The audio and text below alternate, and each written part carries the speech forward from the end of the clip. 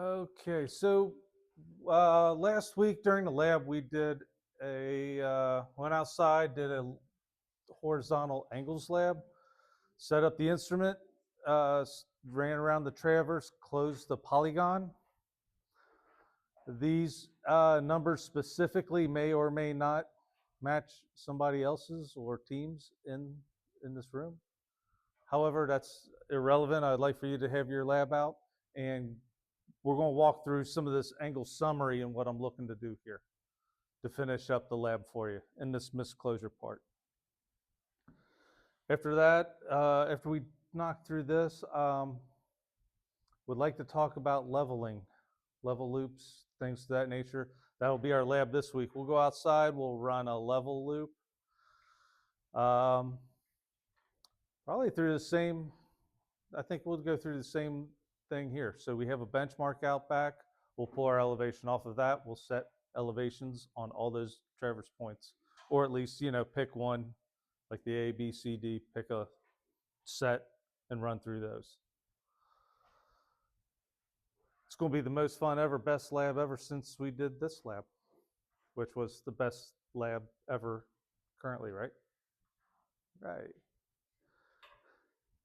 So I mentioned to you guys before too, I'm kind of trying to get some of this stuff updated so we're implementing our Trimble software, the newer technology and the newer software and things. So I'm still seeing like, oh, I need to tweak this, change that, add this, add that, subtract this, that. Put more information on here for you folks. So thank you for your patience. Thank you for being my guinea pigs to help me see what is and what is not working.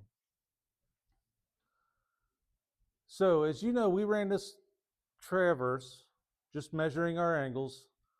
We occupied a point, we took a back sight, we set 0, that was our reference baseline, and we turned an angle to our foresight, the next point.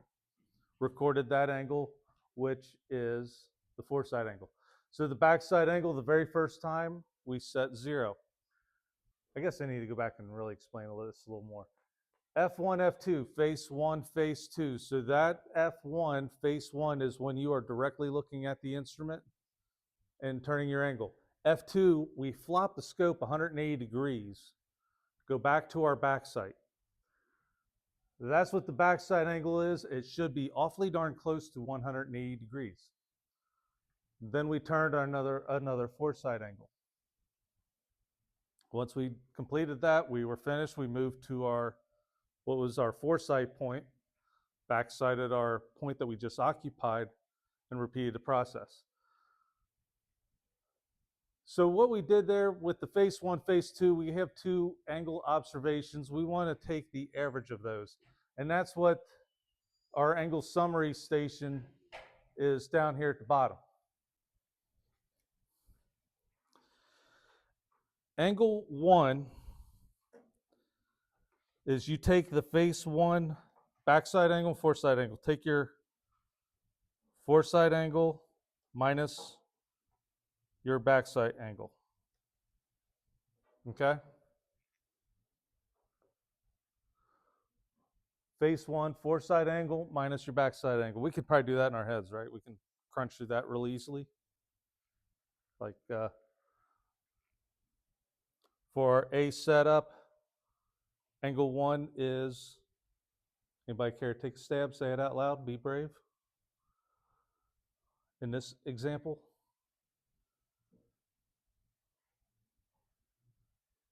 yes, correct. It would be 38 degrees, 19 minutes, 29 seconds.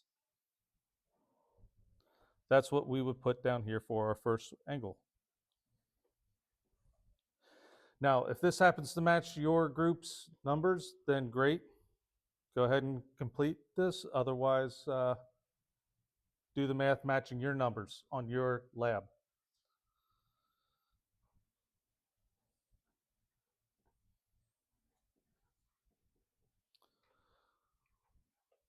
Our summary, angle 1 is the face 1. Foresight angle minus backside angle. Nothing too crazy, nothing too hard, right? Angle 2, we're going to do the same thing for face 2. So we will take our foresight angle minus our backside angle.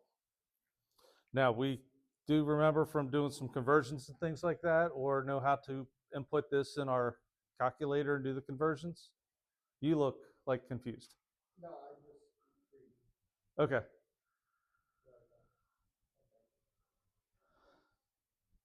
Stop me if there's any confusion here. Angle 2 is going to be the face 2 side. The foreside angle minus the backside angle. So for this A setup here, I will take this 218, 1930,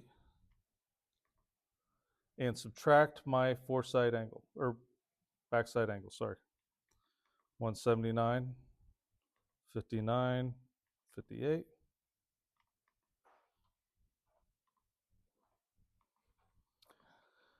And this is going to give me an angle 2 of 38 degrees, 19 minutes, 32 seconds.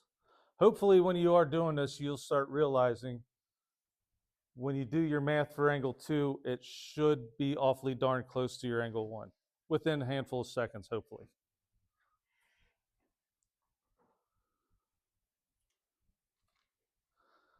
The third column here is the average angle. So we'll take what's the average of those two angles. I'll just do it with my calculator. I got one already half punched in.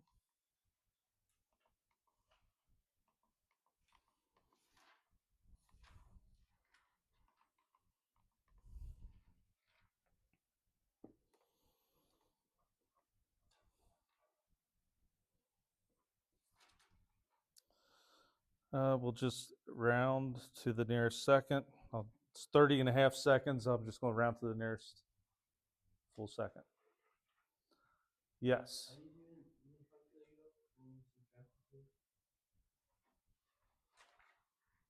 How do I do the conversions in a calculator? What's that? I need another little blank one. I need a blank one. A blank one? Yeah, this is the one I took from my notes. Okay, I will have to get that for you. I don't think I have an extra one on me right now, but I can get one upstairs. Let me make sure.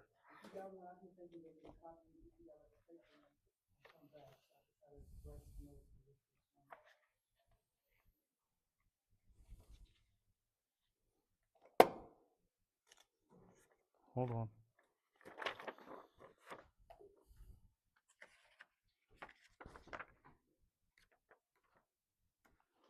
Okay, I have just one right here. No, it's fine. You just hold on to that one. Okay, sorry, Tanner. You asked about how do I put that into my calculator?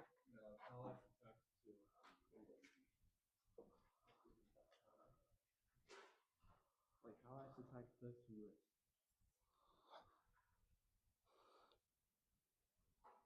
Okay, so you have this calculator here. I do not know how to run your calculator. So you would just have to punch in the 200. Do you know how to punch in degrees, minutes, seconds? I haven't calculated now. I think it's that button there. I don't know. 218. Nope. Nope. Back. Hit the back button. Oh, it is a really use system.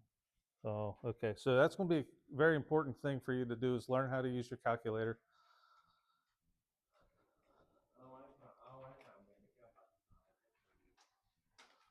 Now, there's something a little tricky here coming up I would like to show you. Our next round, our B station. Angle 1 is going to be our foreside angle minus our backside angle on face 1. So essentially, you just write that same one down. That's going to be what that is for all of your direct angles, angle 1.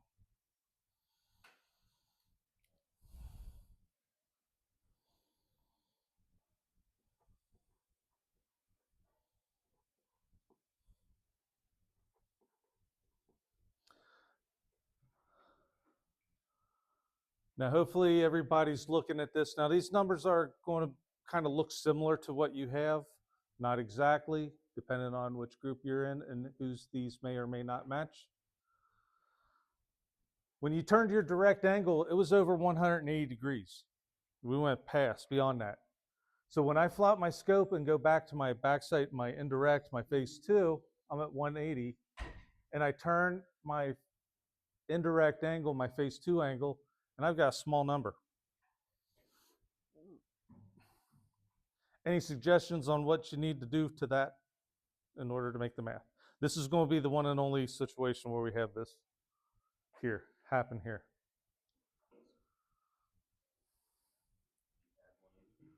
Close. Add 360. Add 360 degrees to your phase two angle, the 15, 10, 16 in this case. Enter. We'll go 15, 10, 16 plus. Once I do that, then I will subtract my indirect backside, that 179, 59, 58, minus, oh, wait a minute, did I do that wrong?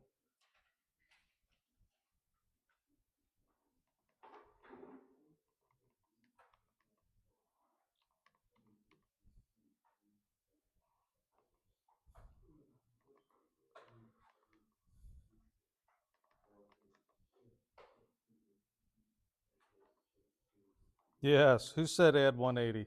Who was a, Campbell, you were right. I was wrong.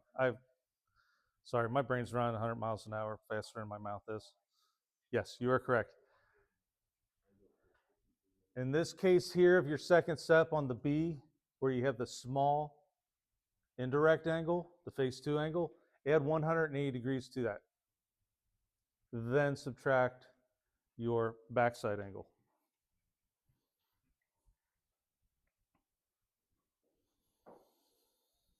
In this case, I believe that gives me 15 degrees, 10 minutes, 18 seconds.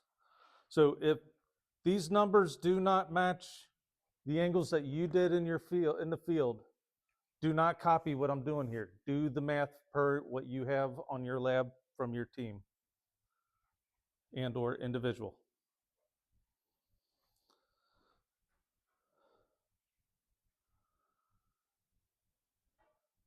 Wait a minute, I didn't do something right here. What am I looking at? Did I jump the gun on myself? 360, no, I do need the 360. I'm looking at different things here, I'm sorry. 15,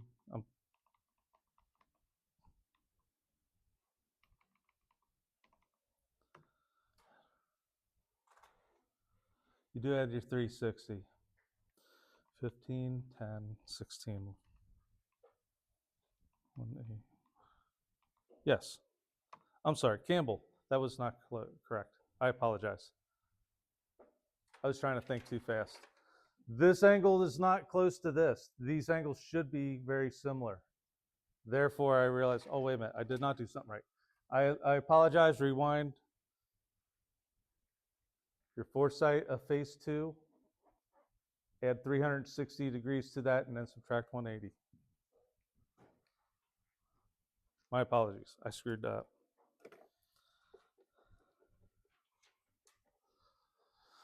Slow down, Chris, stop and think.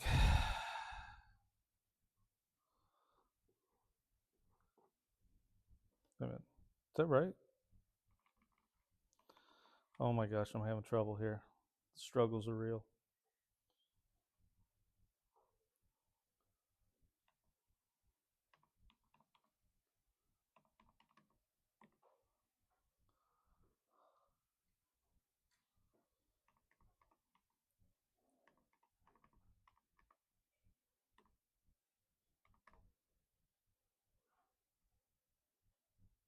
Is that right? Really?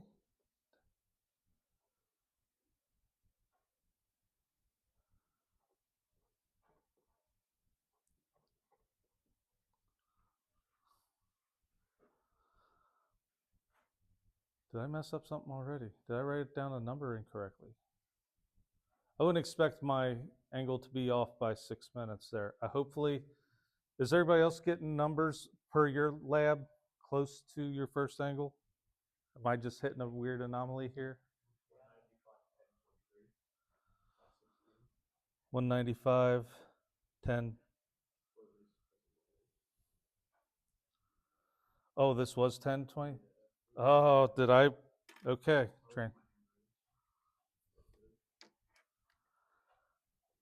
I'm not completely losing my marbles then. Okay.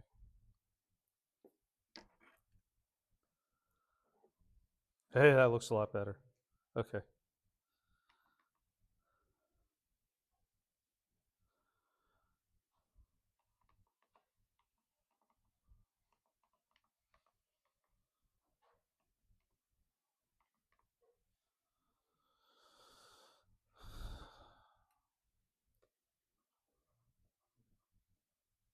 So you were saying for angle 2 for B for the second row to add 360 and then subtract the backside angle? Yes. So for your second setup here, your B, when you're on that B, you turn your foresight, flop your scope, hit your eye back sight, then you got that really small foresight angle, right? Take that really small foresight angle, add 360 degrees, and then subtract it from whatever this backside angle, your phase 2 backside angle. And hopefully that should be very close to your angle 1. Yes?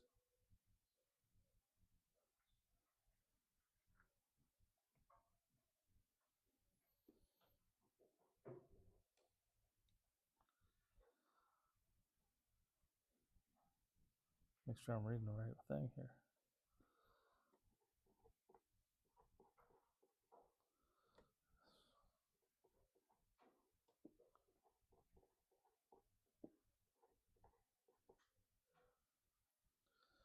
Okay, when we get up to where we were setting up on the C point, we take our foresight angle minus our backside, that's angle 1. Angle 2, now just normal as is. Take this foresight angle from phase 2 minus the backside angle from phase 2.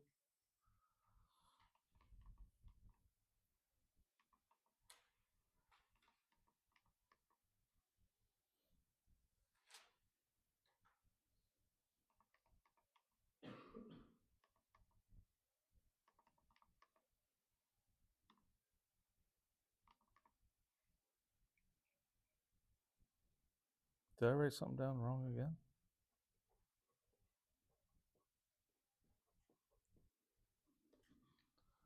Did I do something backwards?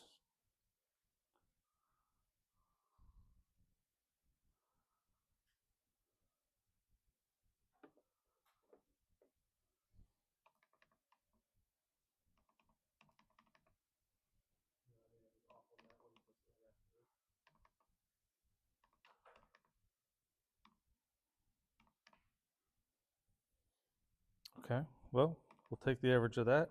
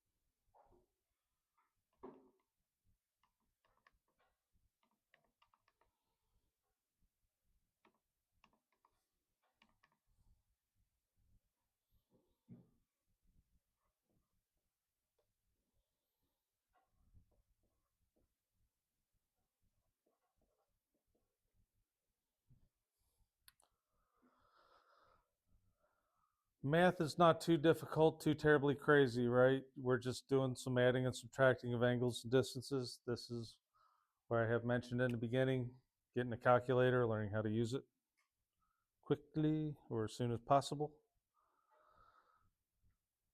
So now we need to find what is our misclosure.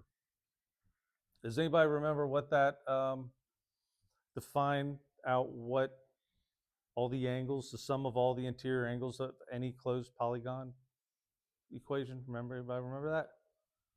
It's like the number of angles minus 2 times 180. Right?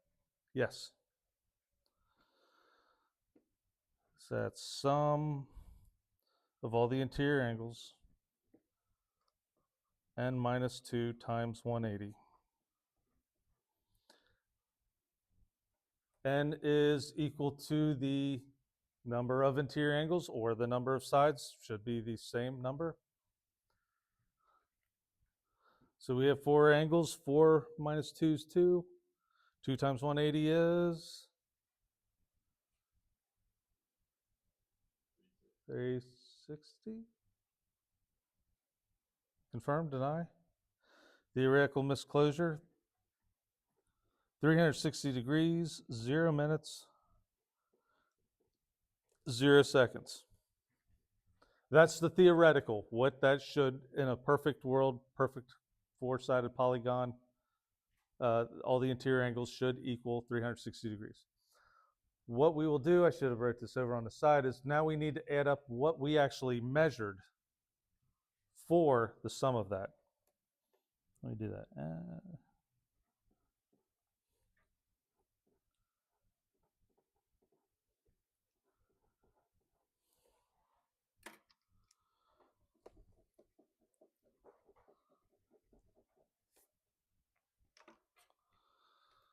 So let's add all these up here.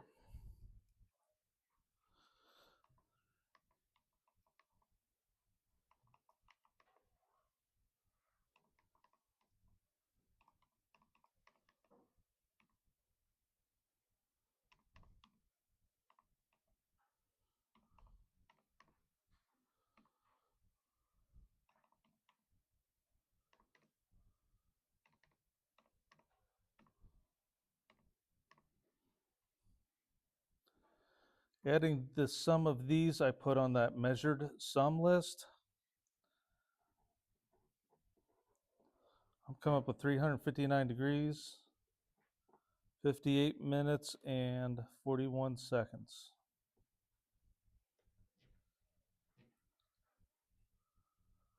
So the difference between what we actually measured and the theoretical sum is our angular misclosure.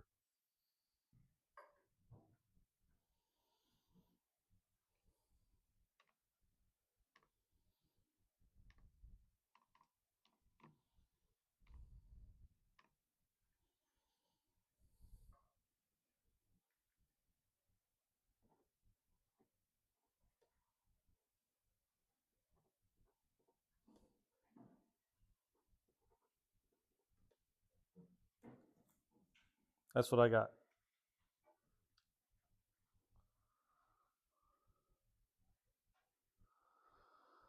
In this example,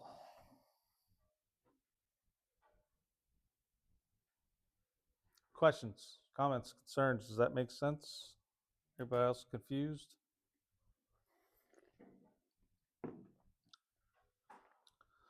I see I need to add an extra step in here because what we would do after this would be apply a correction to our angles so they mathematically close perfect. Anybody have a general idea? It's like, okay, I misclosed by this much. How would you come up with a correction to apply to each angle individually so they would all add up to be 360 degrees? Anybody got an idea?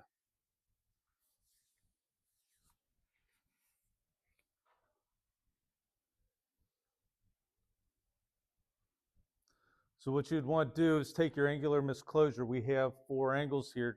Divide this by 4.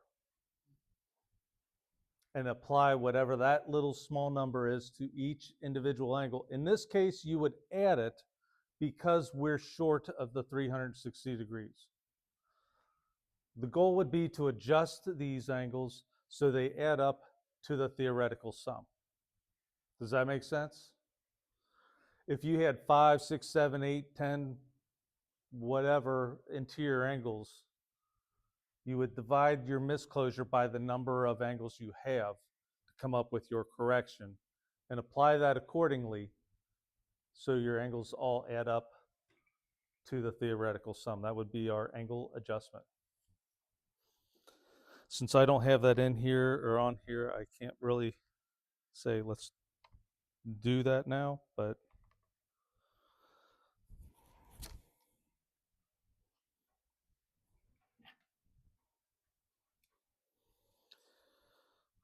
if we were to divide that by 4,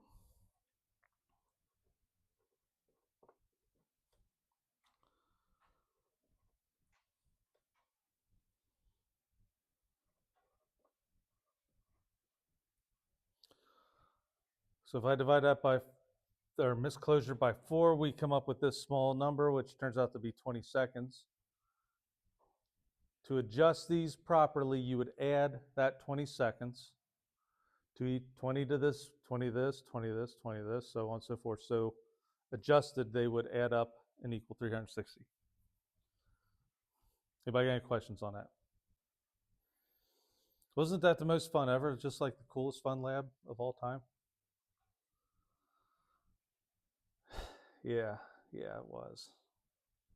It was way cool.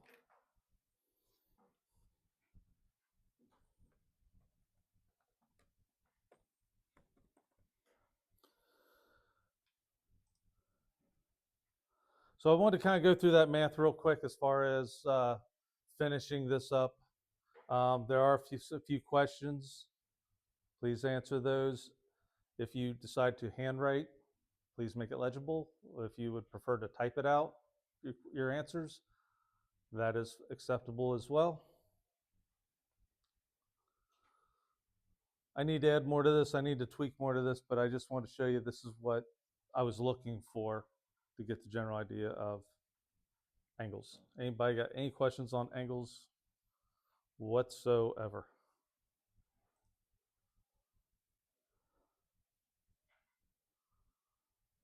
Everybody understands them perfectly.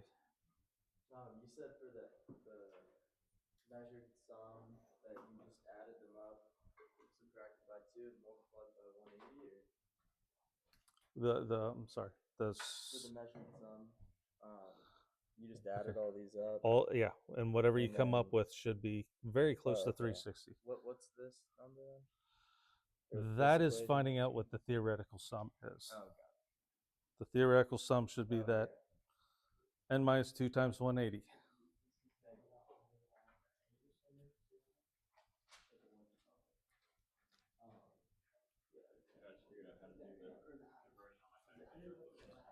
That will help you out tremendously. So if I add all these up, these 4 here, put the plus sign, 359 degrees, 58 minutes, and 41 seconds. Does that make sense? So I add up all my average angles, and that's what I come up with.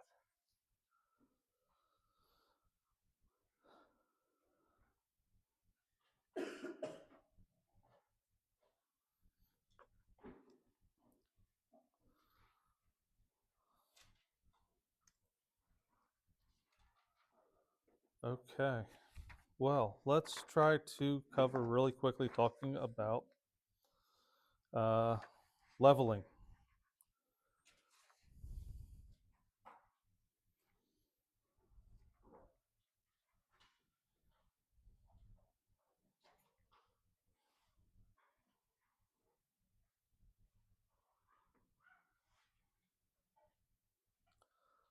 All right.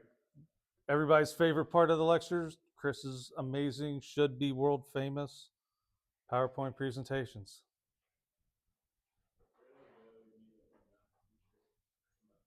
Again?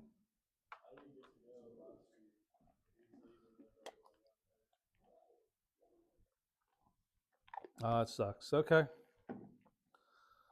I will try my best to get this posted this afternoon, this lecture, so go ahead and check it out online.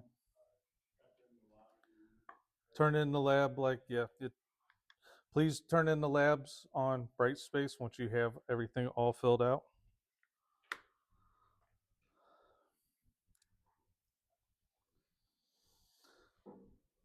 Yeah, I'm still working on the process of recording these and kind of getting them processed into a way and getting them uploaded, downloaded, and loaded, outloaded in a timely fashion.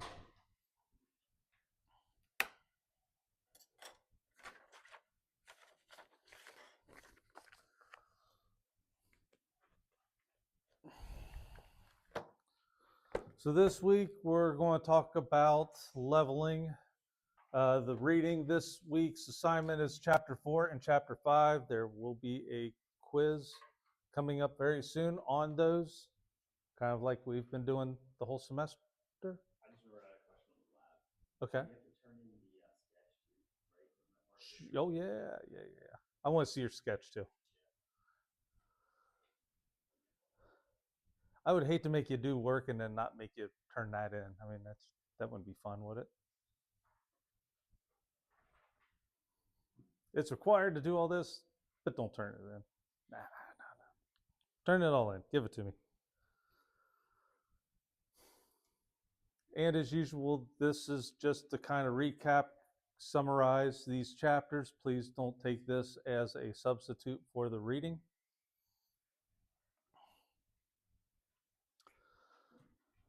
So talking about leveling. The definition of leveling is just determining elevations or elevation differences between points. Why does it matter, you ask? Oh, that's a great question. Thanks for asking. It is very important in design work. Roads, railroads, drainage, subdivisions, residential, commercial development, all of that stuff. Construction layout, earthwork calculations, mapping, and subsidence studies. Subsidence being like the earth rising or lowering, sinking, lowering. I've seen some photos. I've seen some photos. I should try to find them again. Like a power pole or something where they say the ground was here at this elevation, the ground was here at this elevation, and it's been changing. I think a lot has to do with some places when they start sucking out too much of the groundwater. That was kind of sort of acting as like a waterbed holding the land up. And as that uh, water table drops and groundwater drops, I think the ground drops with it. Subsidence. Leveling is foundational to all surveying work. Most important thing to remember, we're talking about elevations. Water runs downhill. Always and forever. Always has, always will.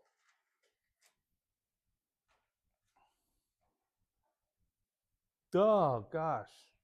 You know, they look good when I'm putting these together on my screen, but then when it pops up here, it's like, wow, how do you read that? I am learning. I'm grabbing some of the figures and things out of the textbook to add to these, so hopefully that helps. I will also keep these or try to post these, if I remember, to Brightspace as well, these slides. So some core things we need to think about here, some fundamental definitions. Vertical line. That is direct plumb line or goes in the direction of gravity. That vertical line can vary as you move around. That's not a constant all over the place. The level surface. The level surface is actually curved when you start looking at the Earth as a whole in a big picture. It is perpendicular to gravity everywhere. And think of sea level, water level.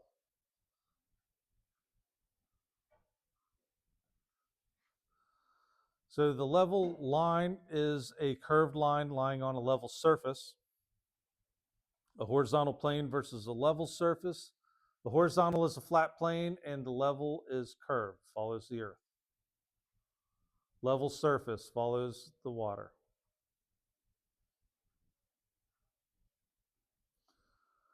Some things elevation concepts we need to think about are vertical datum, elevations, and the geoid. Your vertical datum has to do with where are these elevations measured from.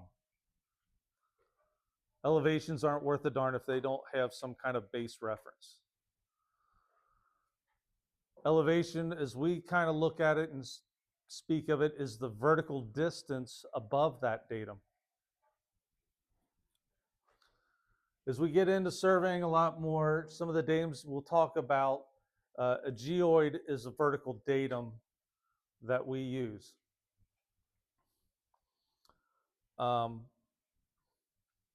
We are moving from a leveled geoid, think of like mean sea level, from very precise leveling techniques to a gravity-based reference system. This is going to be all in the NSRS modernization coming up maybe this year and or next, depending on how government works.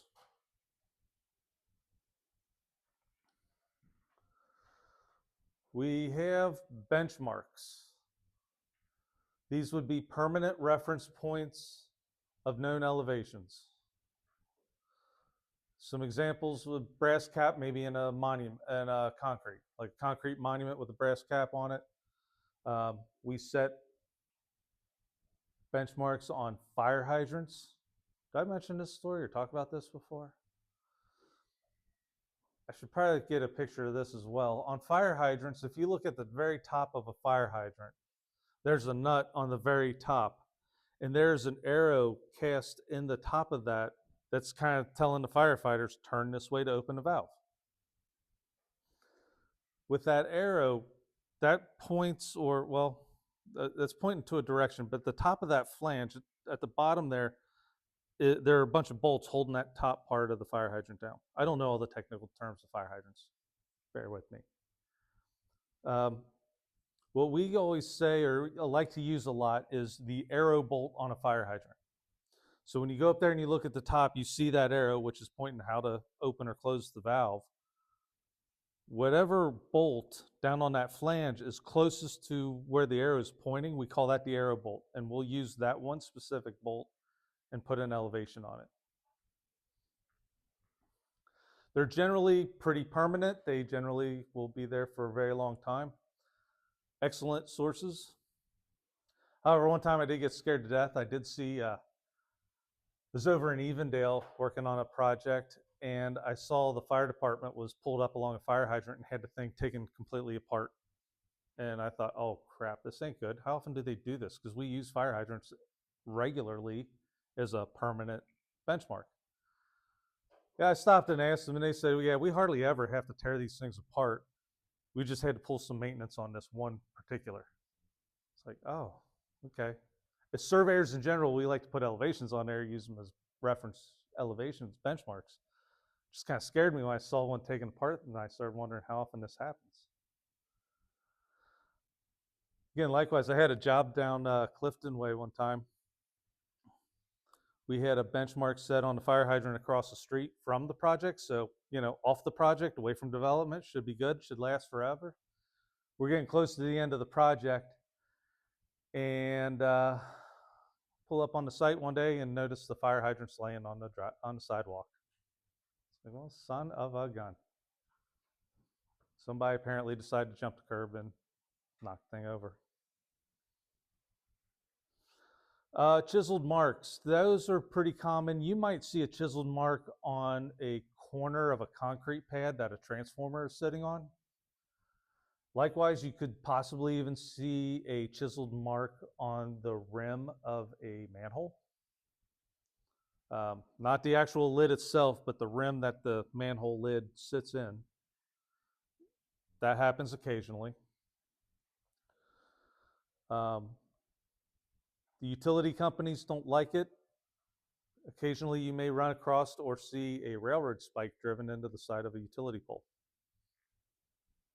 I would strongly recommend kind of staying away from that, because if they see you doing that, you will get in trouble. And those things can kind of move a little bit. I know everybody probably knows a few power poles that are leaning pretty hard nowadays. But those are some examples: concrete monuments, fire hydrants, chiseled marks on concrete. Bridge abutments are another good place where you could find a chiseled mark. Usually, like, just chisel a box.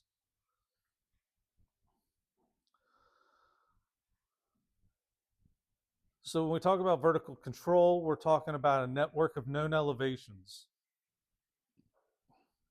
Nationally speaking, a lot of the elevations we come off of, the already established reference benchmarks a lot of people come off of, are maintained by the NGS, the National Geodetic Survey.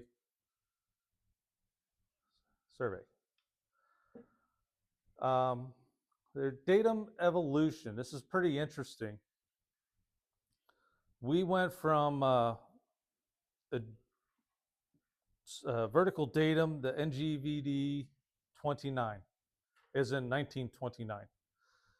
They did precise leveling across the whole entire United States, ran levels across the United States from coast to coast, north to south, and started building this.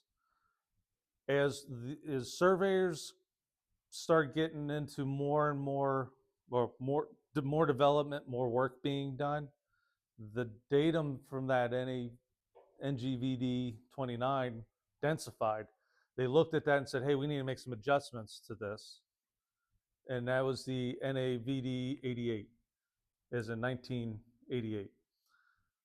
They also fixed one benchmark for that. It's up in Canada. I don't know how to pronounce it. It's like some kind of French Indian kind of name. Up in, again, I don't know how to pronounce it. Quebec. I don't know, however you want to say it. Where they held one elevation, mean sea level, at this one point and transferred that all throughout. Since then, we're coming up on this modernization where we're going to go to this NAPGD 2022. Here we are in 2026. Hopefully it's going to finally roll out this year. All geodetic datums, the 29 and 88, have been defined by the geodetic leveling. These are going to be replaced by this long 2022 that is gravity based. I love the geopotential datum realized with an updated geoid model. So all our elevations are actually going to be changing from what we know and what we have used. I was reading a little bit before, I don't remember exactly, but like from say the East Coast to West Coast of the United States, there's a difference of a couple meters. Plus they say the whole NAVD 88 is even shifted, tilted a little bit. With this gravity geopotential datum, this is going to be more uniform to the Earth as a whole. Like I said before, elevations are only meaningful relative to a datum.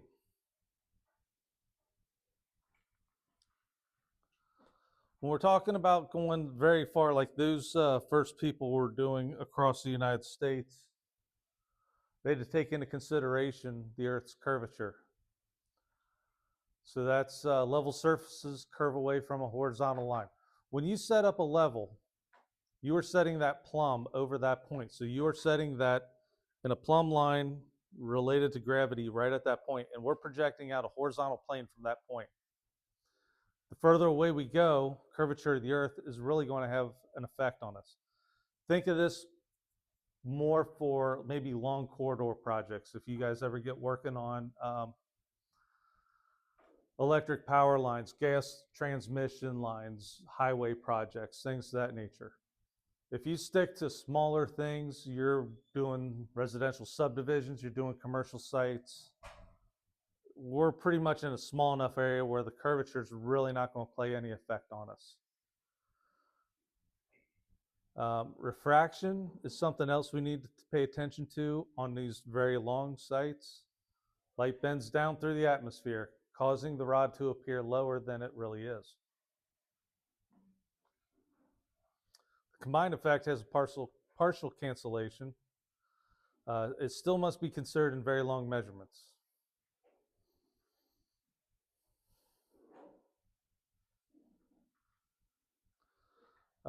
This, again, just kind of going over what's in the book here. Please read for further detail on this. I just want to kind of touch over this quickly.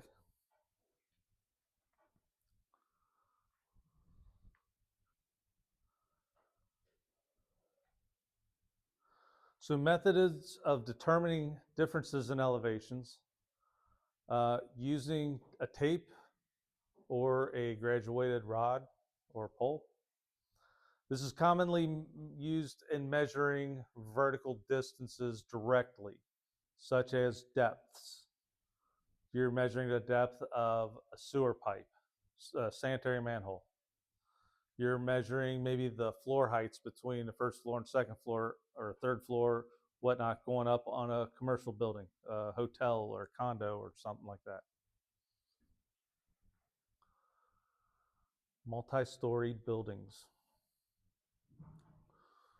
We have differential leveling, which is still the most commonly used method, using an automatic level. And this is where our lab this week is going to go with this. Use an automatic level, we're going to do differential leveling. We have barometric leveling, which is to find relative elevations by measuring air pressure. It's a low accuracy method and rarely used today. But approximately 1,000 feet in elevation will correspond to a change of about 1 inch in mercury in atmospheric pressure. I can say in all my life, I have never done any barometric leveling. The only time I've ever seen, heard about it is in a surveying textbook. We also have trigonometric leveling, which is something you will most likely do as well. This is the method used by total stations by measuring either the zenith or vertical angle and a slope distance. It is then computing the horizontal and vertical distances on your display. That's where things also come into play, where what is the height of the instrument, what is the height of your target. It's shooting these vertical angles and slope distances and able to do the computations immediately right then and there.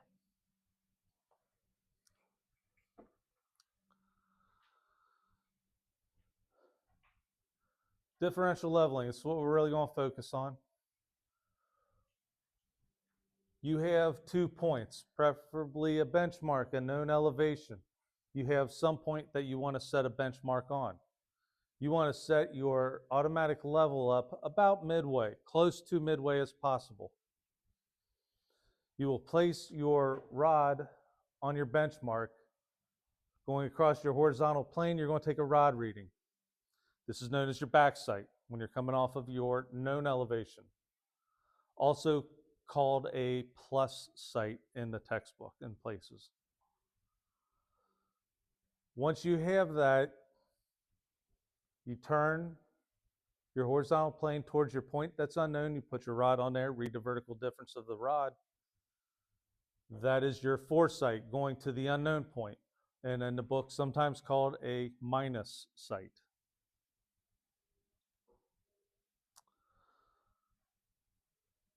So some key equations, there's the HI. That's called the height of instrument. You take the elevation of your known point, add your back sight, your plus sight. That equals your HI. That's important. Then when you turn to your foresight, put your rod on there, you take your foresight or minus reading. You subtract that foresight reading from your HI, and that will give you the elevation of your unknown point. So we're just transferring an elevation from one to the other. One of the things you want to try to do, again, is set up as close to the middle between these points as possible. Keep your sights balanced. The distance between the instrument and your foresight, the distance between the instrument and your back sight. That will help minimize error, especially when you are going long distances with curvature and refraction.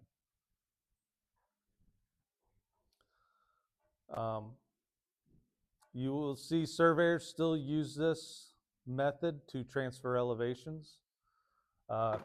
Contractors on job sites will be using this as well.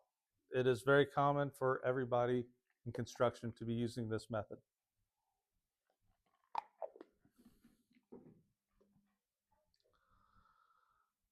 Like I mentioned before, trigonometric leveling. It's great for long, rough terrain, long distances, rough terrain. Again, you're using this with your total station. So when you set your instrument up over a benchmark, over a known elevation, you measure how high the instrument is sitting. You have your HI that way. Is measuring either your zenith angle or vertical, shooting the slope distance to your target. It's calculating that vertical distance. So you take your HI plus that vertical that it's calculating, subtract your rod height, and you get your elevation. It's a few more steps in the trig leveling, nothing too crazy, nothing very difficult. Do you see the right triangle that's involved in this? When we've done a little bit of right triangles, have I talked about triangles, mentioned triangles at all yet? Maybe a little bit, once or twice.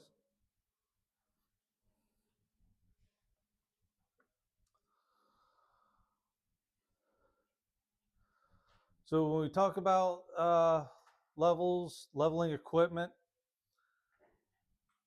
some categories are dumpy levels, tilting levels, automatic levels, and digital levels. I'm pretty confident you're not going to come across the dumpy or tilting level in your lifetime. You will come across an automatic level that is most common, and that is what we will use in our lab this week. The digital levels, I would love to get one here at school. They are pretty nice. You actually have a rod that is a barcode. You cannot read the level rod on it for a digital level. It's a barcode.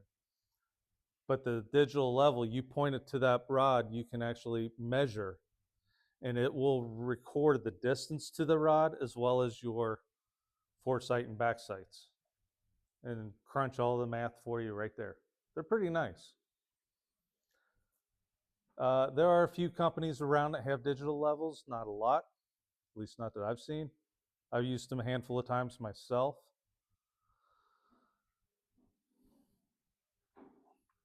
So here's kind of the innards of these automatic levels, your line of sight.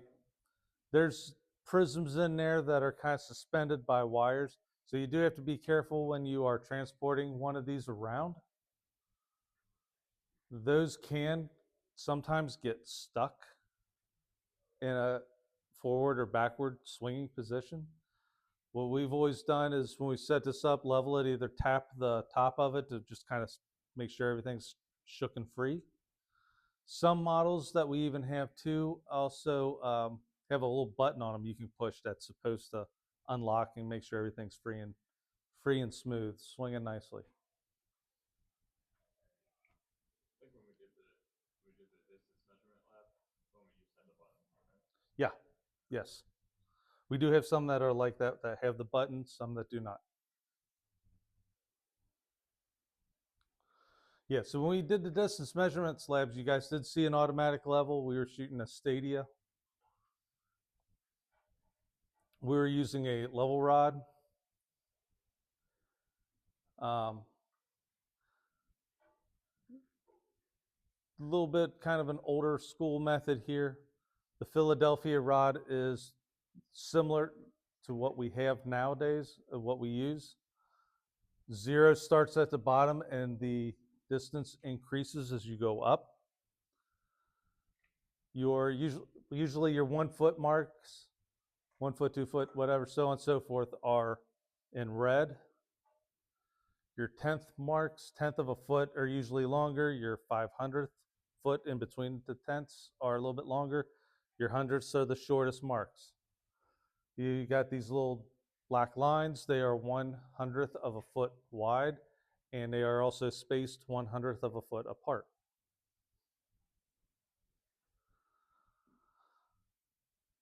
Over here on this side, this looks like the level rods that we actually use. However, this is called a Lanker rod. And they're actually pretty slick because you can take the rod readings, the feet marks that you actually read, and they're on a track. You can slide them up and down. What that does is when you get on a benchmark, if it's 672.83, you can move that so your crosshairs are like 2.83. You can slide that, lock it into place. So as you move around with that, once that's locked in, whatever you read, you're reading an actual elevation. There's no math involved. They're very slick, however, hardly ever used. You don't really ever see them anymore.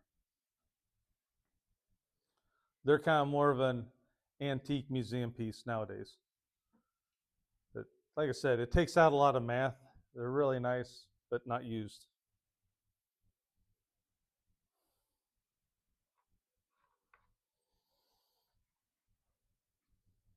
So some key takeaways of all this. Chapter 4, leveling, measuring vertical positions accurately. Differential levels, the most important and most commonly used. Curvature and refraction are systematic errors. Datum is critical. You have to have these elevations referenced off of something.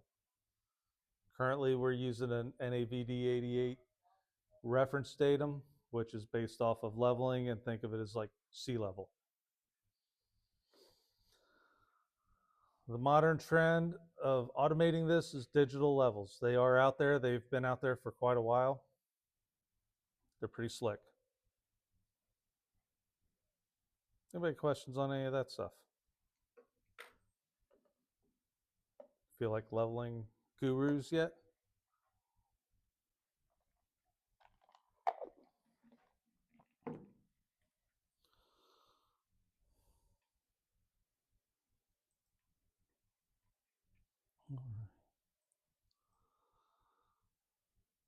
But wait, there's more.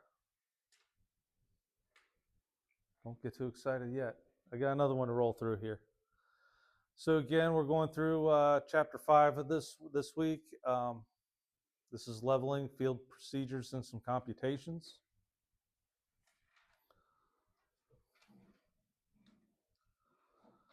Some of the things we'll kind of briefly talk about is the instrument setup, rod handling, differential leveling process, error detection and adjustment. We'll touch on profile and not really specialty.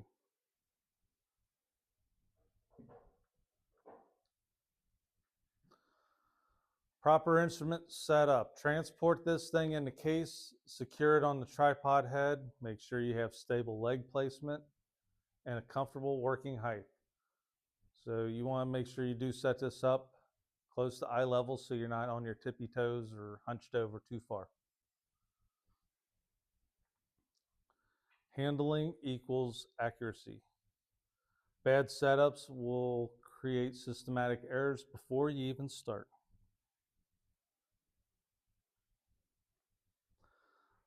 I think I've talked about this quite a few times already, but when we're leveling this, we have the 3 screws to fine tune.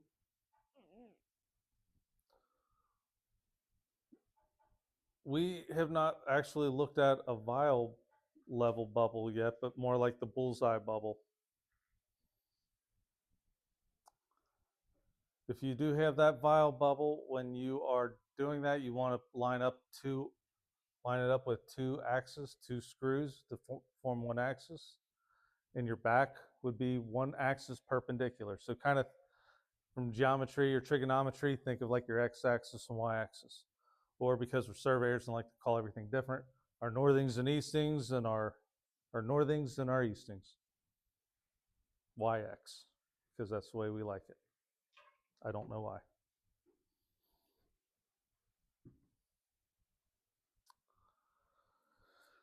When you set up a level, you're not required to be over a point. As a matter of fact, you know with the instruments, you've seen the optical plumb, you're trying to sight that and get that total station exactly over a point.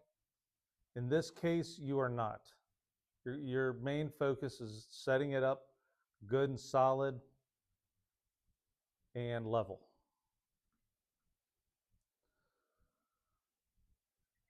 We like to try to have balanced tripod legs, and we need to have a clear line of sight. Per the book here, when you're setting up on hillsides, they recommend having one leg on the uphill side and two legs downhill. And height does matter for efficiency and visibility.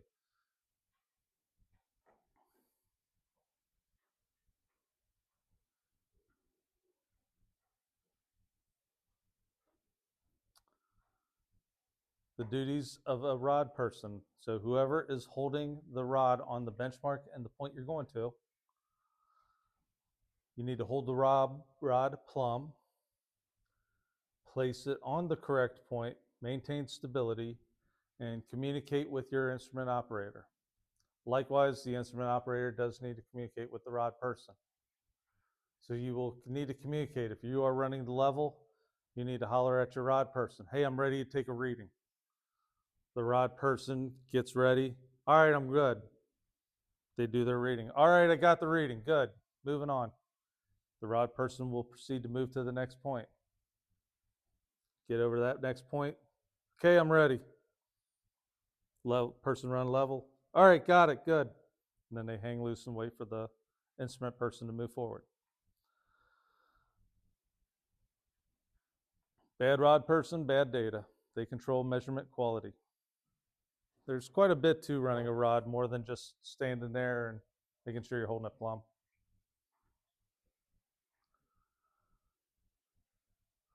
What we do have are these rod levels. So when we are out in the lab, whoever's running the rod will have one of these. That way you can hold that properly. An old technique that still can be used today, I'm looking for some kind of example here, something. Prior to these being very common is the rod person would rock the rod. Okay. Now let's look at this here real quick. Using the rod, you got to keep it level. There's the waving or rod rocking. If you are going to rock the rod, you want to read the minimum number. You want to avoid excessive motion. The person holding the rod, what they would do is tilt it forward, rock it, and tilt it backwards. Rock it back and forth. Kind of slow and easy. You don't want to go too fast. You don't want to go sideways. Nice and easy, forward and backward. When you have the rod forward, likewise backwards, you're going to be reading the rod at a higher rod reading. As that thing starts rocking and gets plumb, you're going to find a low reading. And then as it rocks backwards, you're going to read high again. Comes plumb, you're going to read low. Goes back, forward, it's going to read high. So that was the point of the whole rod reading or rocking, was I'm going nice and slow and easy, and the person reading would look for it to hit the lowest number because it's going to go up. It's going to start high, come down, go up. Then come back down, go up. We don't have to worry about that. We got that nice little guy right there now.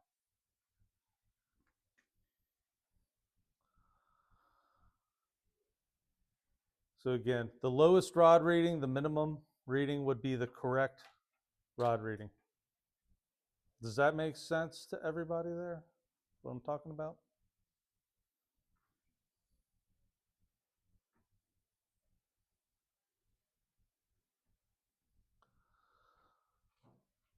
So what we have with differential leveling, we're dealing with back sights, foresights, turning points in your height of instrument, your HI. Turning points. Oh, I'm glad somebody asked about that. I know I heard somebody say, hey, what's the turning point? You have, say, control. Let's say, look at that back hill that we were on running our traverse. Do you think you could set up in the middle of any of those two spots and be able to read your back sight, turn and read your foresight? Think you'd be able to? No, you're not going to be able to, because we're going to have some pretty significant elevation change. We're going to be looking at a horizontal plane. So what's really important is setting up so you're high enough over your initial back sight.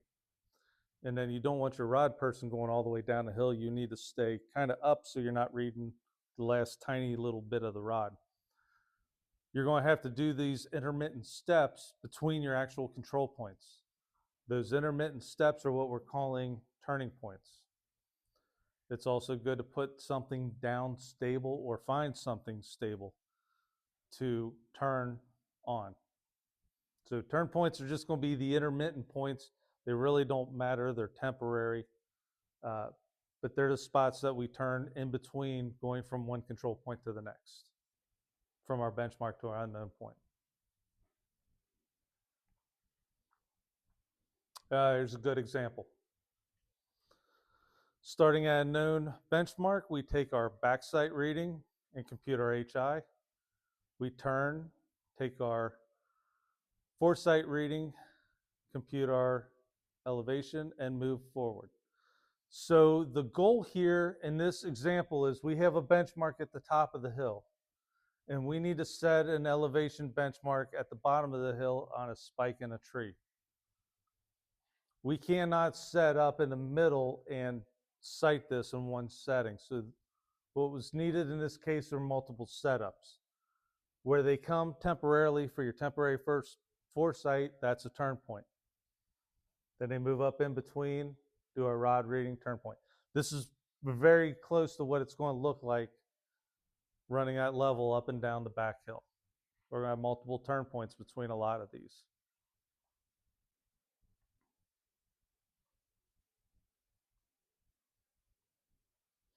Back sight, get your HI, foresight, calculate your elevation. Anybody have any questions on this, or did this just clarify everything and make all the sense in the world? I cannot be that good at describing everything.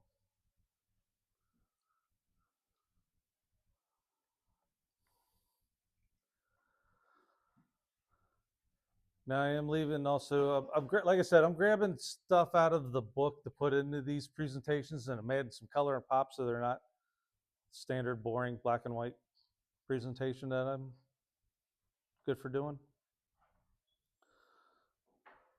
Figure notes, I'm leaving those on. If you notice that in the presentation so far, these are the figure notes that you'll find in the book itself. So if you're having a hard time seeing any of these, my apologies, but they are in the book. You can see this exact page here. So when we take field notes, this is very important. We do this in a tabulature form. We record our back sights, HIs, foresights, elevations. We want to compute this in the field. Do not wait until you get into the office. Now, if you're on a job site and you run a level loop and you're going to go back to the job trailer, it's on the other side of the job site, no big deal. We're doing this on the back of the school. We're going to walk back in and be right in this classroom, not the end of the world. But that means when you're out in the field, maybe you're a half hour, 45 minutes away from a job site, you want to do these calculations and verify that you're correct and good to go before you drive all the way back to your office. So what we have going on here, we have some columns that we start off with. Our station, back sight, HI, foresight, elevation, and we're not going to necessarily worry about the adjusted elevation right now. So what we would start off with is our station, our benchmark, and our known elevation. We will record our back sight, which is our positive or plus sight. It's something I do too. I'm glad to see this in the book. Something I did when I was out in the field actually doing this is at my back sight, I would put a plus sign. In my foresight, I would put a minus sign. I know that, but however, that's just a little extra reinforcement, good practice to realize, hey, I add, I subtract. So when I have my starting elevation, I read my back sight. I will add that, and that becomes my HI. We move the rod over to our foresight point. I will read my rod reading as my foresight, subtract from my HI to get my elevation of my next point, which happens to be a turn point. We repeat this process. This is differential leveling until we hit our oak tree. Now it looks like we're going to come back some random turn points, and we're going to tie back into our benchmark. Pretty cool, right? So think of this too. When we ran our horizontal traverse, we started by occupying a point, we turned, and we came back in and we tied our closing angle back into the point we occupied, our beginning point, right? Closed the loop. The boundary plat, we started at our point of beginning for our survey. We went through the legal description, all the bearings and distances, came around to our point of beginning, back to where we started from. We're going to continue that same thought process with level loops. We're going to tie back into our benchmark. With tying back into our benchmark, when we do all our math, we should hit our starting benchmark elevation. The difference between what we come up here and what we started with would be our misclosure. Another way to check ourselves and to check our math, you can take all of your back sights and add them up, and you will get some number. You come over and take all of your foresights, add them up, you should get the same number. Whatever number you come up, the difference between these two is your misclosure. So when I was out in the field actually doing this for real, I would write down all my back sights, all my foresights, and just go. When we got done and closed in, I would sit there and add up my back sights, add up my foresights, get whatever my misclosure was. Then think, okay, either we're good or we're not. But after I did that, I would run through and do the math where I'd start with my back sight or my elevation, add my back sight, get my HI, subtract my foresight to get my new elevation, run through and do all that, calculate all the HIs, calculate all the elevations as a double check that whatever I come up with, the difference here should be the same difference between the sum of your back sights and the sum of your foresights. Surveyors like to check, double check, triple check. That was a good way. I was a little bit notorious in my day to transpose numbers. So if my back sights and foresights came up with one answer for a misclosure and then run through doing all the math, came up with a different misclosure, I obviously knew I messed up something and had to redo the math, check myself. Or if they agreed, then I was happy that I did the math correctly. And hopefully my misclosure was negligible to where it was like we didn't have to rerun the whole level loop again.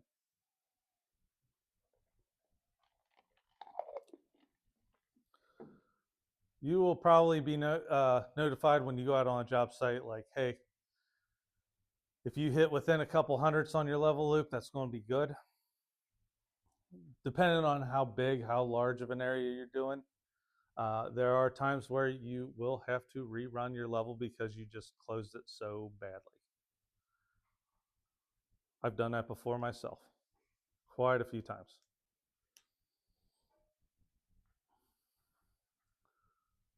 Any questions on the note-taking process and how this is exactly what we'll do when we do our lab.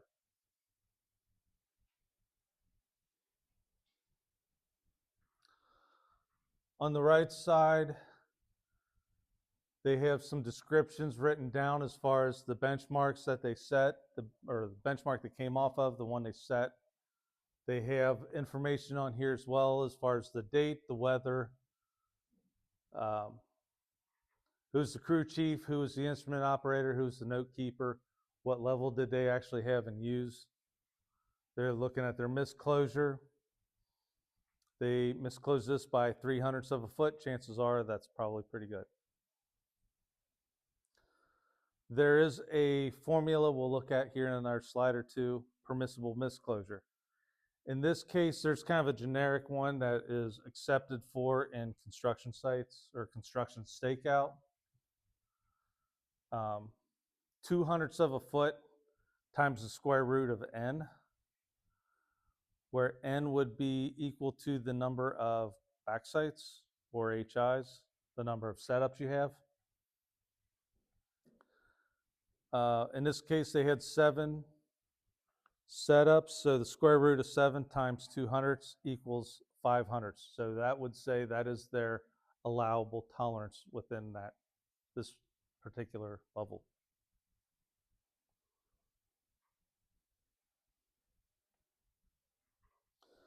Now with misclosing by 3/100ths, what they did is took to adjust these, 3/100ths divided by 7 setups equaled 4/1000ths of a foot per HI.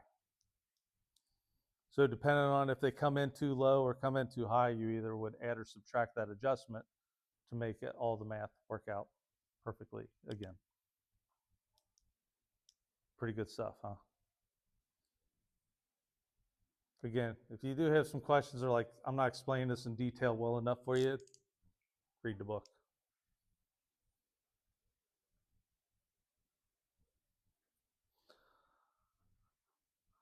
Talking about turning points, they are, again, temporary transfer points. They must be stable.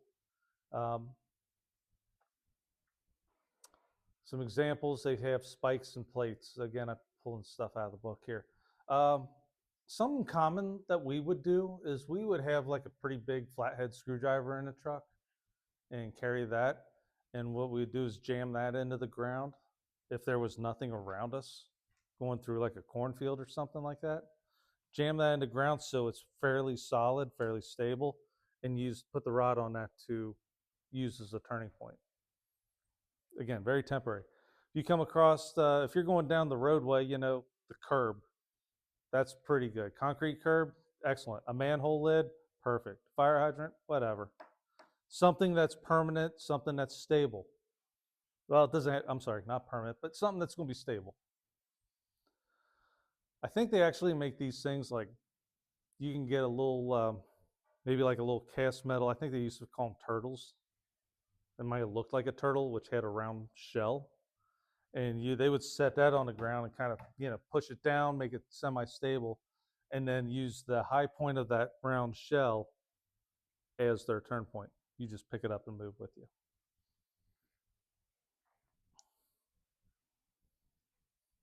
Poor turning points are the propagation of error. Utilize good field judgment. What suits out there? There's been a lot of times we come walking by and it's like, okay, I'm going to set my turning point here. Oh, look, there's a rock sticking up. I'm going to go over here to this rock, kind of kick it. Yeah, that's pretty stable. There you go. Something, again, use your judgment. If something already exists, use it. Balancing sites. So here the book calls it a plus site and a minus site. The plus site would be your back site. The minus site would be your fore site. You would like to keep these distances as close to equal as you possibly can. A good way of doing this out in the field, we want to keep it close. It does not have to be exact. It does not have to be precise. You can do one of two things. You could use the level, read your stadia lines, and get a distance to your backside within a foot. The person running the rod could also pace. Okay, I got the backside. He took my reading. I'm going to pace however many steps it took for me to get from this to the level, and I'm going to take the same amount of steps, go the same distance to the next foresight. So pacing is still handy. I hope everybody remembers what their pacing factor is. If you don't, you could just cheat and just count the number of steps you take and then walk the same amount of steps. Don't have to know the exact distance that way. Whatever, but the key is get these as close to being balanced as you possibly can. This does come into play and is a lot more relevant for when you are going very long distances. And again, it has to deal with curvature and refraction.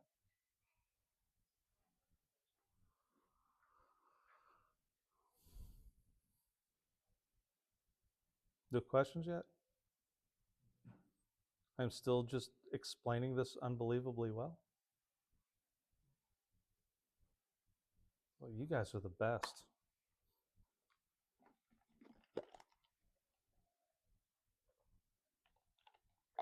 Talking about closure and misclosure, it is ideal to run a closed loop level loop. We call it a loop. It's good to run a closed loop. Wherever you start from, your benchmark, come back around and tie back into that. That's going to be your best way of checking. That way you can compare your start versus end elevations. That would be our misclosure. Make sure we meet our tolerance. It's a good quality control check. Now, it does mention in the book, and this is a good thing to think about too. If you're running these, you're running a level loop. So you're starting at a benchmark, you're running whatever, a couple miles down the road and coming back, or you're running across your construction site and coming back.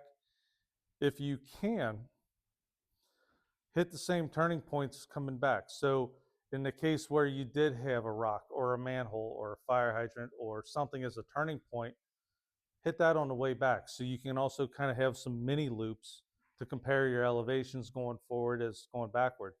That way, if there is a significant misclosure, you can probably maybe isolate that and recheck some measurements in between certain points.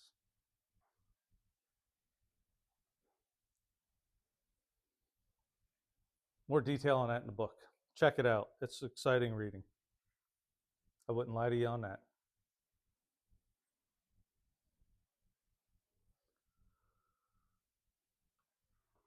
The precision standards are based on distance, so how far you are traveling and keeping your setups balanced, the number of setups.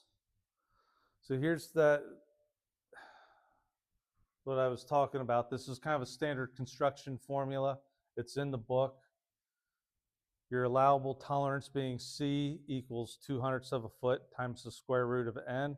I'm sorry, that was the best square root of n I could put in there with the symbols. N is the number of setups that you have in your level loop. So nothing too terribly fancy there. Just take that number of setups, take the square root, multiply it by 200ths of a foot, and that would give you your misclosure or allowable misclosure. To say as long as you're under that, you're probably going to be pretty good. And as you see and think about this, the more setups you have, the higher that allowable is going to get.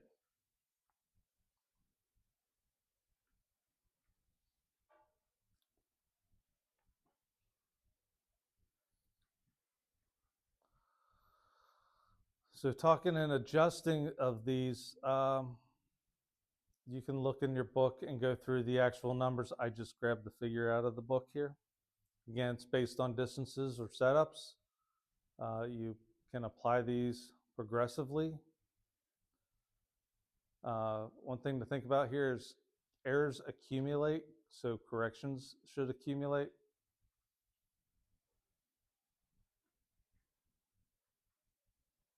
Read up on the book. Chances, okay, so the majority of times I ran level loops, they were on very small sites, I'll say, a residential subdivision, a commercial site, maybe a hotel or a gas station or a strip mall, something like that. We could probably, in those kind of smaller instances, get away with the level notes example where we take our misclosure, divide by our number of setups, and do that, apply that evenly. However, a nice thing in this day and age, we have all kinds of software. We could punch in our level notes into software and let it do all the computations for us as well.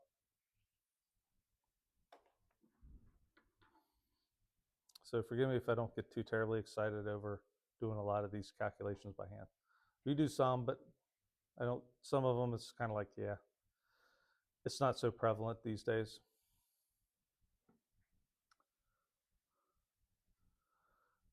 Now, another thing we have is 3-wire leveling.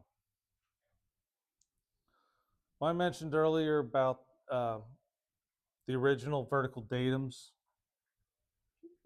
being created. They literally ran levels and level loops from coast to coast, Canada to Mexico and back. I mean, literally, that's how these initial datums were created. 3-wire leveling is most likely the way they went with this. So if you recall looking at the stadia lines when we did in the distance measurement, there was a small line at the top. You have your large crosshair and then a small line below it. You read your top line and your bottom line, the difference was the distance, and multiply it by that difference, multiply it by 100, your distance in feet to the nearest foot. What we would do in 3-wire leveling is we will take a reading, write it down, of the upper crosshair, the middle crosshair, the lower crosshairs. And then we would take the average of those 3 readings, which should equal the middle reading. This provides a good check against rod reading errors and blunders. It's producing greater accuracy because of the averages where there are 3 readings available. This also gives you some stadia measurements if you want to reduce those notes down and get some actual stadia distances for distances to help balancing and providing how you're going to do your adjustments. So it helps provide accuracy checks and allows distance estimating. This is in the book.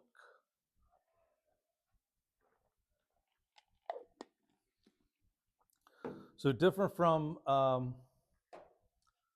differential leveling as far as note taking is concerned, where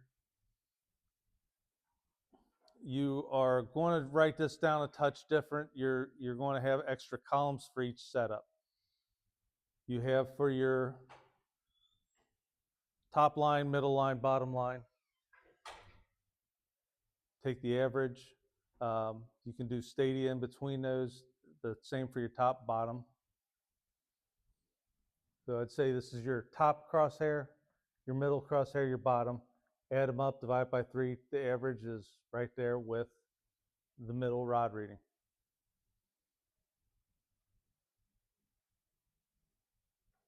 Any questions on that? So you have a little bit, few more lines, few more rows. It's definitely going to eat up a bit more paper, but that's okay. This is more of a precise way because it provides more checks.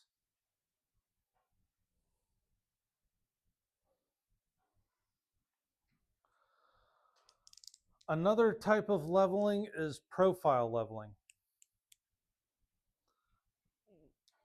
That's where we have elevations. We're shooting elevations along a line. This would be used where you're doing roads, maybe pipelines, and this includes intermediate sites. I will say intermediate foresights. So in differential leveling, if you recall, we took one backsite reading and turned to our foresight, took that foresight reading, and then moved ahead. This is adding some extra foresight steps. So you have a row, maybe a center line where you have all these stations. You set up at your, pull off of your benchmark. You would shoot these individual as foresights and then maybe set another turn point. Move up, pull off of your turn point, hit a couple of these extra foresights, set another turn point, so on and so forth. So that's where you are going to get some additional foresight minus readings in your profile leveling along some sort of alignment, whether it's road or pipeline. Clear as mud? The notes for this look pretty much like your differential. However, notice we're going to add an extra column here. So now we're calling it sight plus sight minus your back sight, your foresight, still the same. I kind of wish they would stay similar in the book. But we have the plus sign and minus sign, so we do know that. Our intermittent sights are also called, sometimes somebody might write them down as side shot, SS for side shot. That is also going to be a minus reading, like our foresights. So in this example, we have our benchmark elevation. We set up somewhere, take our back sight reading, come up with an HI. Then we hit all of the stations, and we're just taking these intermediate foresight shots. Then we set a turn point so we can move ahead, calculate our elevation, read our elevation, get our HI, continue on with our stationing, some additional foresights, and you should come back into your same, run a loop and tie back in. So as mentioned before, when checking your missed closures, you can add the sum of your back sights and the sum of your foresights. That difference between those two numbers will be your missed closure. That still holds true in this case. You do not do anything with your intermittent or side shots or whatever you want to call those. Still can add up the sum of your back sights, still add up the sum of your foresights, and of course, the difference between those should also equal the difference between what you tie into from what you started.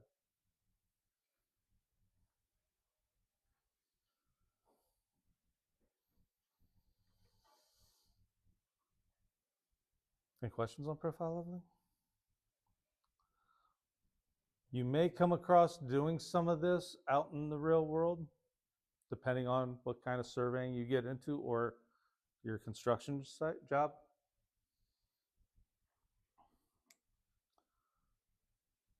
I think personally 99.9% of the time, and I'm making that percentage up, I've always done differential leveling, maybe a handful of times, some 3-wire. Sometimes I would just do that on my own just for stadia to check my distances. I don't think I really ever did much or any of the profile leveling. We did have some extra stakes set up in the back to do profile leveling in the back on the back hill. However, I'm probably going to ignore that and just hope we can actually run a differential level loop between our control points out on the back hill. That would be exciting to me.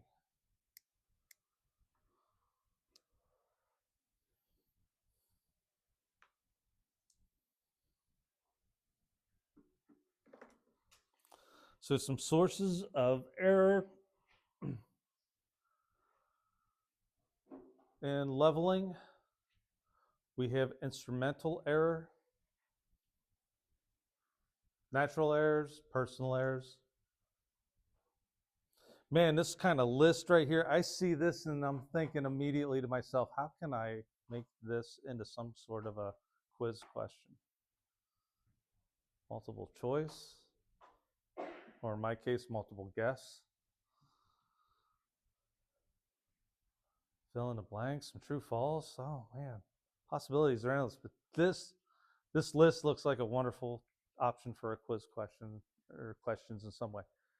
So errors in leveling, you have instrumental, which could be your line of sight. Your crosshairs are not exactly horizontal. Maybe you don't have the rod extended correctly.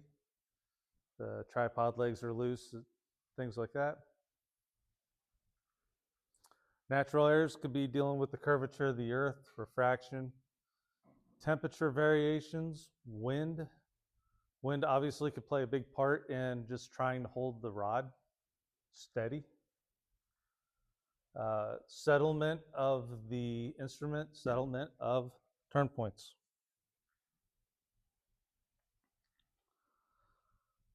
Some personal errors.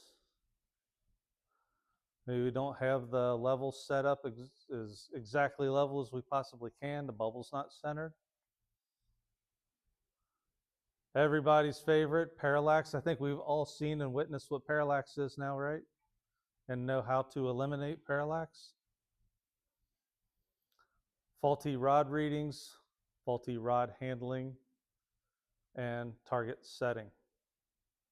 There's a little bit more to this too. When you're setting up with a rod or running the rod, I would strongly recommend keeping the bottom of the rod clean.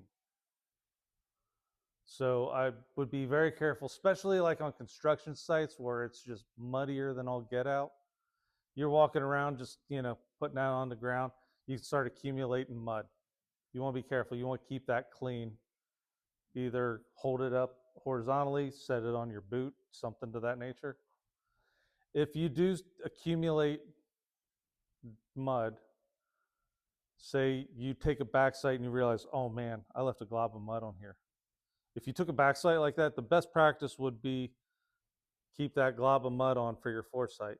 Actually, I'd say the best practice probably should be clean that off, take a new backside, and then move to your foresight. But I think what would probably be said in the book is if you have something on the bottom, keep it on the bottom the same for your back, between your backside and foresight.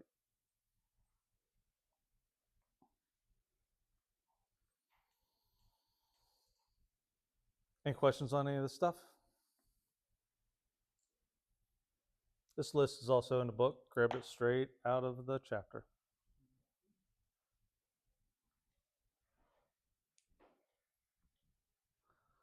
Transferring elevations. Who knew it would be so much fun and exciting, and all the fun stuff that involved in it?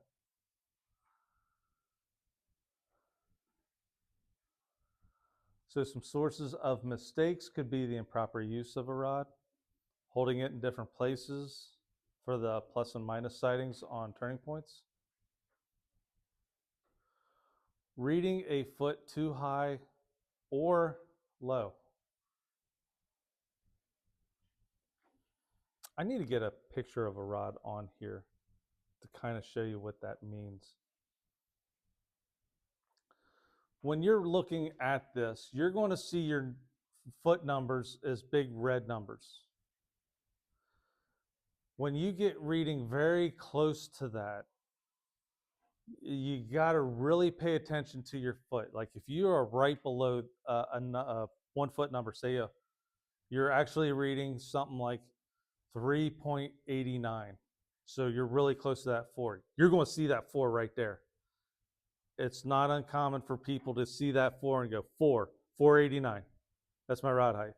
When actually they're below that, so it would really be 389 or something along those lines. Make sure if you see that red number, think, am I above or below that? Am I reading the proper foot mark? Boy, I've been hit by that a couple times. Reading it myself and writing down the wrong thing, having somebody holler out numbers and write down the wrong thing because somebody read the rod incorrectly. Yeah, that's a pretty common source of mistake, actually.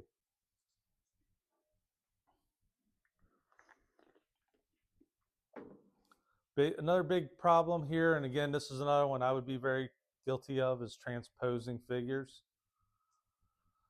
So you see you're reading 3.89, but you write down 3.98, something along those lines. Be careful.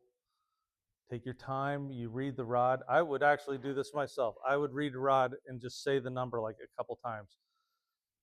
5.72, 5.72, 5.72. Okay, I'm writing down 5.72.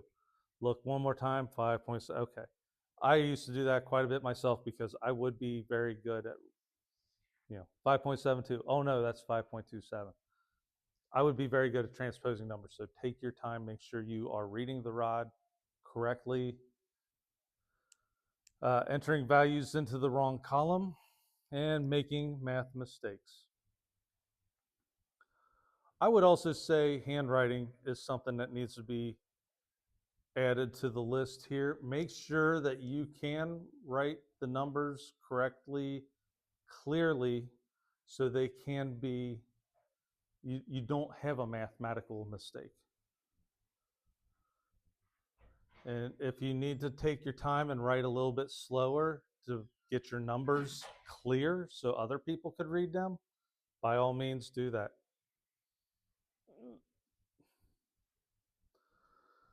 Another source of mistake would be touching the tripod or instrument during the rod reading. That seems to touch ticky-tacky to me in a way that, you're going to physically take this and turn it with your hands. I would say you don't want to be resting on it, or you don't want to grab a rod or the tripod and be leaning on it while you're trying to do a rod reading. I would also mention, especially in muddy conditions where the ground's a little spongy, be careful stepping around the feet of the tripod because that will cause the level to move as well. Be careful walking around the legs. That's something I don't think was listed in the book, but I can tell you from experience is very important. Touching the tripod, as long as you're not leaning on it or grabbing anything really hard and pushing, you should be okay. Touching the instrument, I mean, you're going to be turning it by your hand anyway, so as long as you're not being hard on it.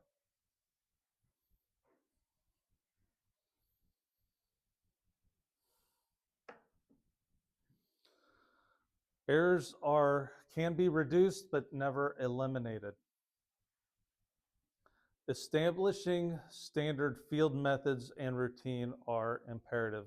Good habits. Practice good habits. You get these methods down, habitually start doing the same thing over and over. Following these routines, following these good habits, prevent most large errors or quickly disclose mistakes. So again, even like the rod reading thing, if you need to look through there and say it a few times out loud to yourself before you go writing something down is a good practice. Or before you say it to somebody standing next to you who's going to be taking the notes. See that number, start reading it, start saying what you're reading out loud. Just repeat it, repeat it, repeat it, and then turn around and maybe say it to the note taker or write it down yourself. And it doesn't hurt just to do one more quick look. Make sure, yeah, I said that, I'm reading it correctly. And then wave off the rod person. Let them know, hey, I'm good, I got the reading. Go ahead and move. Communication is very important there. Checking the bubble before and after each reading, that would be good for settlement. Again, a big source of hair that I have personally seen from experience is walking around the tripod. If you get too close, it can cause that to heave and go out of level. That is also the same with total stations. You really want to be careful, especially if you're tromping through muddy construction sites. Using a rod level. So that little thing we saw earlier, the little bullseye bubble that you can just hold up against the rod, that is a good way to help eliminate. Trying to keep your lengths, the horizontal lengths of your foresights and backsights equal. Again, they say plus and minus sights. Pick one book and stick with it. Quit, give me some consistency here. Running lines forward and backwards. That's where you're going in a loop. You're going to go out to a point, you're going to come back. Run it forward, turn around, you're going to run it back, come back in and check.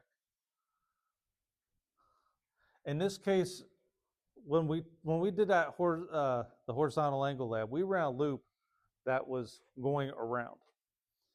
In the case of a level loop, we're going elevation wise. We could run a straight line up and a straight line back. It's more about the vertical component that we're looking at, and that's why we call that a loop, checking back in. We're not necessarily running a well, we're kind of running a vertical loop, but it may look like a linear path, if that makes sense. run up the sidewalk, up one side of the road, come back the other side, or come back the same side, whatever. Making the usual field book arithmetic checks. So as we mentioned, looking at the notes before, add up your back sights, that comes up with some number. Add up your foresights, that should come up with some number identical or close to your back sights. Once you have that, do the math. Calculate your HIs, calculate your elevations. The ending elevation should equal the same as your starting elevation. Likewise, that difference, whatever that difference may be, should be the same as the sum of your back sights and foresights. Breaking long level circuits. So if you do have to run a few miles, we've also seen this and done this before working alongside the highway where we've had to go a couple miles down the road doing 2-3 miles. We would go so far out and then come back, make sure that loop was good.